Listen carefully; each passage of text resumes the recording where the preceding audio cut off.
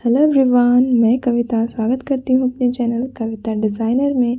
So friends, आज की video सिलाई से रिलेटेड है और सिलाई के काम में हम फिनिशिंग कैसे लाएं। तो आज की वीडियो में यही मैं बातें शेयर करने वाली हूँ आप सबके साथ। तो वीडियो में तो मैं आप लोगों को लटकन बनाना बताऊँगी। तो क्या होता है, लटकन में आपको डिटेलिंग की कोई ज़रूरत नहीं होती है, आपको बताने की ज़रूरत नहीं होती है, आप सिर्फ उसको देख लेंगे और आप बना सकते हैं। ठीक है, तो इसलिए वीडियो की ऑडियो कुछ और है और वीडियो कुछ और है।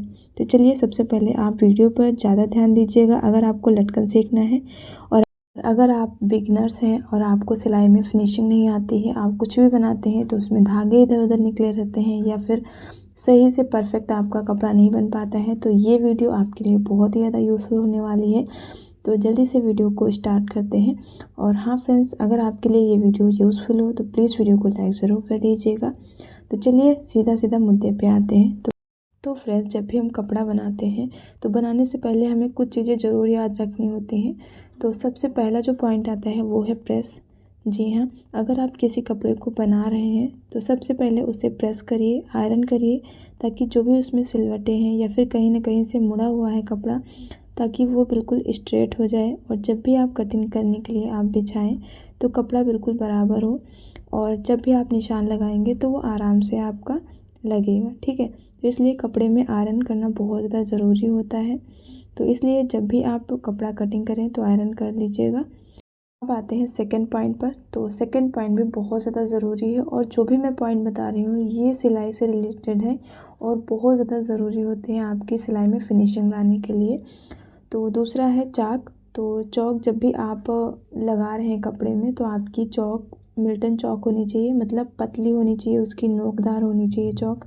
क्योंकि अगर आप मोटी चौक, मतलब जैसे बहुत सारे लोग हैं कहीं मार्कर का यूज़ कर लेते हैं या फिर कहीं पर बहुत सारे लोग हैं जो कि पेन का यूज़ कर लेते हैं, बहुत सारे लोग जो मिट्टी के टुकड़े आते हैं उससे कर लेते हैं। तो देखिए, इन सब से अगर आप लगाएंगे तो आपकी परफेक्ट सिलाई नहीं जाएगी। अगर आप फिटिंग का निशान लगाओगे और अगर आप सिलाई से सिल रहे हो तो कहीं ना कहीं आपकी सिलाई इधर उधर जाएगी तो परफेक्ट आपकी फिटिंग नहीं आ पाएगी। क्योंकि पॉइंट टू पॉइंट या फिर आधा इंच 1 इंच से ही आपकी फिटिंग में लूजिंग या फिर टाइट हो सकता है। इसलिए जब अगर आप पतली चौक का इस्तेमाल करेंगे तभी आपकी परफेक्ट फिटिंग आएगी। ठीक, तो ये हमारा हुआ दूसरा पॉइंट। अब हम आते हैं थर्ड पॉइंट पर। तो थर्ड पॉइंट है मेरा कटिंग का। तो देखिए, अगर आप चौक पतली लगाएंगे, अगर आप मोटी मोटी चौक लगा देंगे तो आपको समझ में नहीं आएगा कि आपको कटिंग आपकी चौक के अंदर से करनी है या बाहर से करनी है। इसलिए जब भी आप कटिंग करें तो चौक आपकी अच्छे से लगी होनी चाहिए, बिल्कुल परफेक्ट तरीके से। और कटिंग करते टाइम भी याद रखना है आपको कि जहाँ से आप चौक लगाई है वहीं उसी बराबर से आपको कटिंग करनी है। ठीक है फ्रेंड्स, अब हम आते हैं फोर्थ पॉइंट पे। तो बहुत सारे लोग हैं जिनको सिलाई करने में बहुत ज़्यादा प्रॉब्लम होती है, तो वो क्या करते हैं, कहीं ना कहीं से सिलाई कहीं ना कहीं पे भी कर देते हैं। जैसे कि अभी उनको चौक बनानी होगी तो चौक बनाते टाइम आपने बीच में अगर सिलाई टूट गई है तो वो वहीं पे धागा टूटा रहेगा और वो क्या करते हैं कि मतलब वहीं से दूसरी सिलाई चला देते हैं और कहीं ना कहीं धागा छोड़ दिया जाता है। तो उससे क्या रहता है, आपकी सिलाई जो है बिल्कुल फिनिशिंग से नहीं आती है, वो धागा निकला निकला रहता है, तो उससे फिनिशिंग नहीं आती है। इसलिए अगर आप कहीं पे, जैसे कि आप फ्रंट वाली पॉकेट लगा रहे हैं, जेब लगा रहे हैं, तो उसमें भी आपकी फिनिशिंग दिखाई देती है। या फिर आप कॉलर लगा रहे हैं, अगर आपका धागा बीच में टूट गया है और आपने वहीं से फिर से स्टार्ट कर दिया है तो वो जो धागा है ना वो दिखाई देगा, तो वो ख़राब लगता है। इसलिए आप उस वाले धागे को निकाल दीजिए। आप शुरुआत से स्टार्टिंग करके पूरी कॉलर पे आप जब सिलाई लगाओगे तब आपका जो सिलाई है ना वो अच्छे से फिनिशिंग से दिखेगा। तो सिलाई का भी बहुत ज़्यादा महत्व होता है आपकी फिनिशिंग में। तो अब आते हैं 5 पॉइंट पर।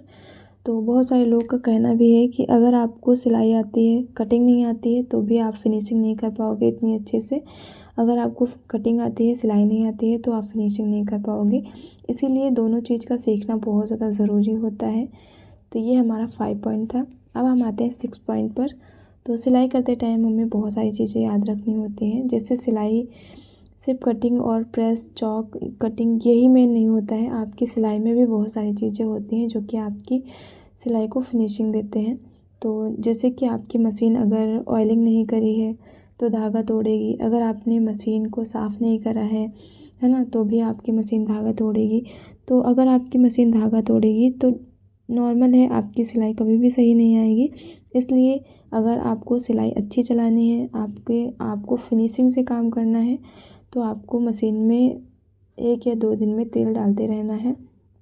और मेरा तो सजेशन यही है, मैं तो यही करती हूँ। रोज़ शाम को जैसे मैं सिलाई से फ्री होती हूँ उसके बाद मैं ऑयलिंग करके रख देती हूँ।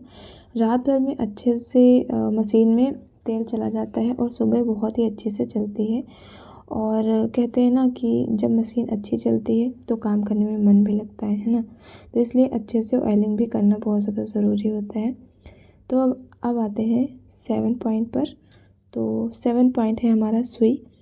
तो देखिए, बहुत सारे लोग हैं जिनको नॉलेज नहीं होती है, वो किसी भी नंबर की सुई को लगाकर वो काम करना स्टार्ट कर देते हैं। इससे क्या होता है, उनका धागा टूटता रहता है और उनका काम करने में मन भी नहीं लगता है। और कहीं ना कहीं अगर आप दूसरे नंबर की सुई लगा देंगे तो आपकी जो कपड़ा है ना उसमें फिनिशिंग से भी नहीं आएगी, सिलाई कहीं ना कहीं निकली रहेगी। तो इसलिए पता करिए, चाहे आप गूगल से पता करिए, यूट्यूब से पता करिए। देखिए आपको आपके किस कपड़े में कौन सी सुई लगती है, किस नंबर की सुई लगती है, तो आप उसी सुई का यूज़ करिए, ठीक है। और एक चीज़ और, आप ये चीज़ ज़रूर ध्यान रखिएगा, अगर आपकी सुई की नोक थोड़ी सी टेढ़ी हो गई है तो सुई को बदल दीजिएगा। क्योंकि कभी कभी कुछ लोग क्या करते हैं, सुई की नोक थोड़ी सी टेढ़ी हो गई है फिर भी वो चलाते रहते हैं, उससे आपका कपड़ा खींचेगा और मतलब फिनिशिंग नहीं आएगी, कपड़ा ख़राब भी हो जाएगा कस्टमर का, तो दोबारा कस्टमर आपकी शॉप पे आएगा भी नहीं। इस चीज़ का भी ज़्यादा ध्यान रखना। अब आते हैं 8 पॉइंट पर, जो कि कैंची है। तो कैंची में बहुत सारे लोग क्या करते हैं, धार नहीं रखवाते हैं और उस कैंची से बहुत सारी चीज़ें काटते हैं, जैसे कि कागज़ वगैरह। तो ये सब चीज़ें काटने से ना आपकी कैंची भी ख़राब हो जाएगी। और आप जब भी कपड़ा कटिंग करेंगे तो कपड़ा आपका परफेक्ट तरीके से कटिंग नहीं होगा।